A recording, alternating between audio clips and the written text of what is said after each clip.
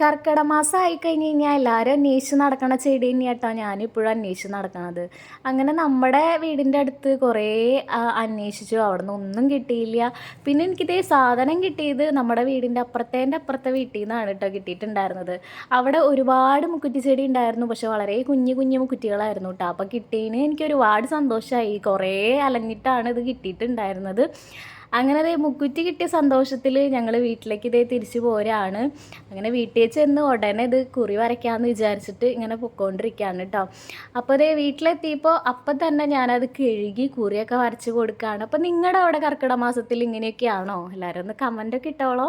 അങ്ങനെ ഞാനതൊക്കെ എടുത്ത് മുക്കുറ്റിക്കുറിയൊക്കെ വരച്ചു. അപ്പോൾ ഈ ഒരു സമയത്ത് മുക്കുറ്റിക്കുറിയൊക്കെ വരച്ച് വരുമ്പോൾ നമുക്ക് നല്ല പോസിറ്റീവ് എനർജി ഒക്കെ കിട്ടണ പോലെ കേട്ടോ എനിക്ക് തോന്നാറ്.